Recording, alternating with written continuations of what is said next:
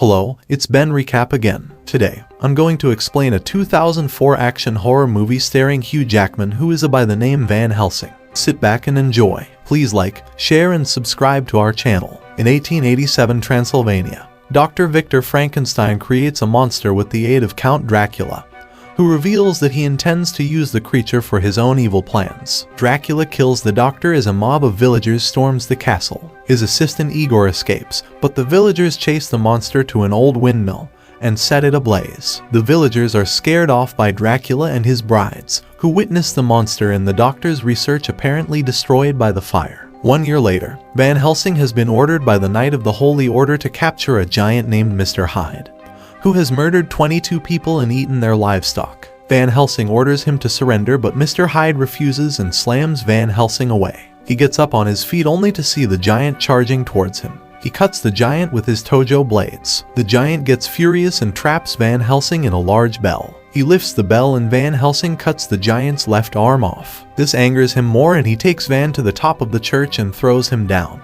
Before Helsing hits the floor, he shoots his grappling hook through the giant's body and swings him off the building. The giant falls to the ground dead. The police gather around his corpse and calls Van Helsing a murderer. Van Helsing returns to the Vatican City in Rome. The Vatican orders him to destroy Count Vladislaus Dracula, an assignment that doesn't make Van Helsing very happy. He is tired of killing monsters for the church, only to be branded by the public as a murderer with a price on his head. He also wishes that he had back his memories, something he lost as a penance for his past sins. He is tasked with helping the last of an ancient Romanian bloodline, Velkin and Anna Valerius, who must kill Dracula so that their ancestors may fulfill a pledge they made to God for their bloodline to enter heaven.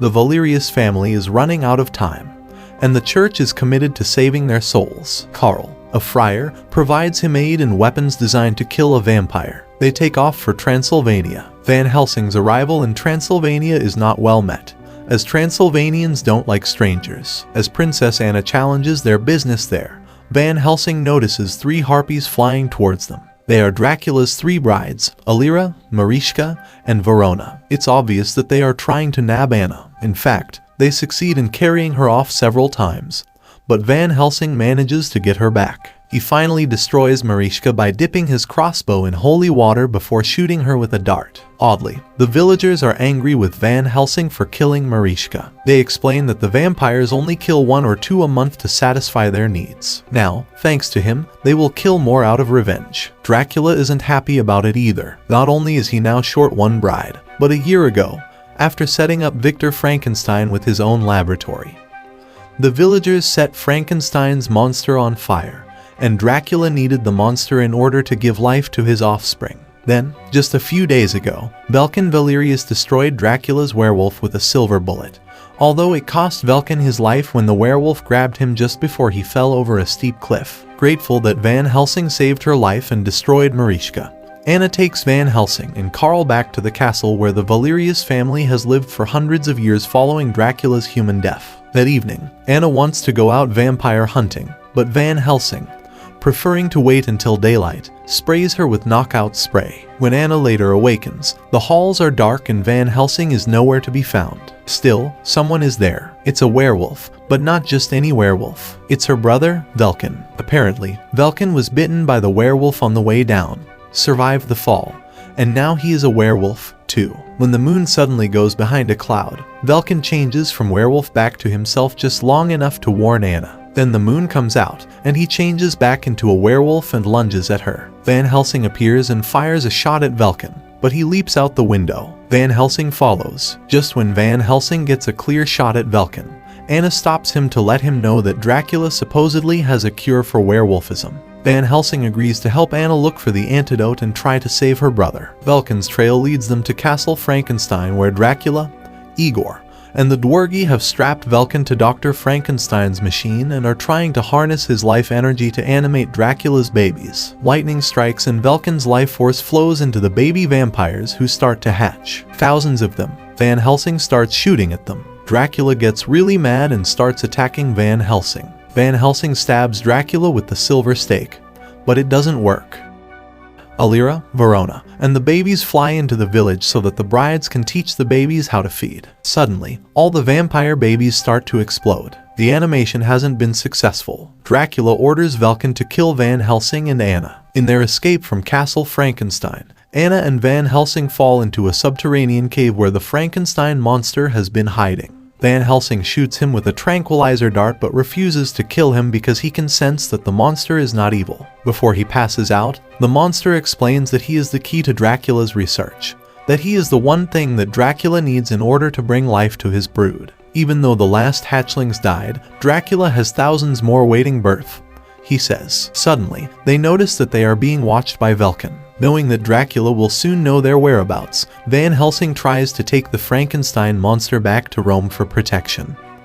But they are attacked by Verona, Alira, and Velkin. Van Helsing destroys Verona and gets a silver bullet into Velkin, who later dies in Anna's arms. Unfortunately, Velkin also managed to bite Van Helsing. Alira picks up Anna and flies her back to Dracula while Van Helsing, Karl, and the monster are forced to walk. They meet up with Alira again in Budapest. She invites them to a Halloween masquerade ball during which they can trade the monster for Anna. Van Helsing tranquilizes the monster and locks him in a church while he and Karl go to the ball. At the ball, while Dracula dances with Anna, he tries to talk her into becoming his bride, but Anna will have none of it. Van Helsing rescues Anna, but their escape is thwarted when Igor triumphantly brings in the Frankenstein monster. Everyone at the ball turns into vampires and goes after Van Helsing, Karl, and Anna, forcing them to jump out a window. By the time Van Helsing, Anna, and Karl get back to Transylvania, Dracula has cleared out of Castle Frankenstein and moved to no one knows where. They go to the library where Karl has done a bit of research and discovered that Dracula is really the son of Valerius the Elder. The whole problem started when Dracula was murdered in 1462 by the left hand of God. When he died,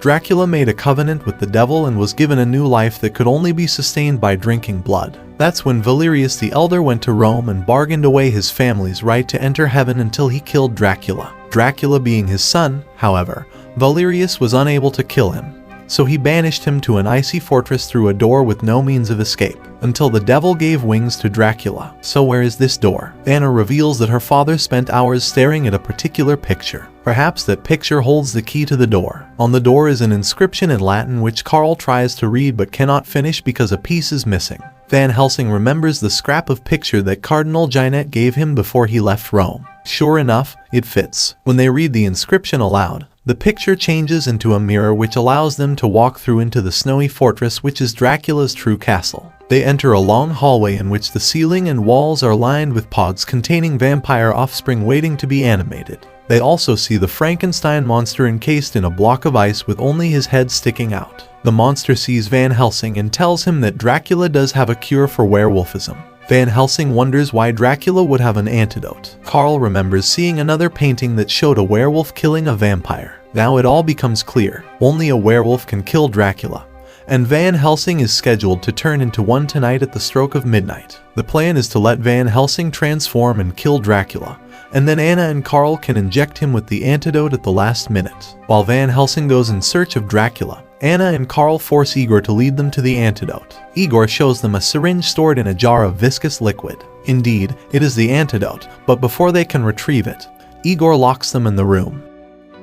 Alira suddenly appears. Anna tosses the jar at her. It crashes on the floor, and the splash burns Alira's face. Anna tosses more of the liquid at the bars on the door, and it eats through them. While Anna keeps Alira busy, Karl takes the antidote and goes looking for Van Helsing. Van Helsing has discovered Dracula's laboratory. The Frankenstein monster has been hoisted to the roof, and Dracula is attempting to drain his life into his infants. Van Helsing makes his way to the roof, but before the monster can be freed, lightning strikes and sends his life force down through the infant nursery. The baby vampires begin to awaken. Just as the Frankenstein monster gets free, Dracula changes into a bat and attacks Van Helsing.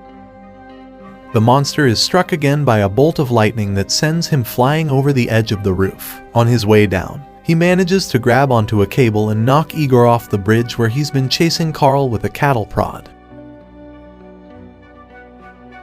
The monster swings through a window into the room where Anna and Alira are fighting.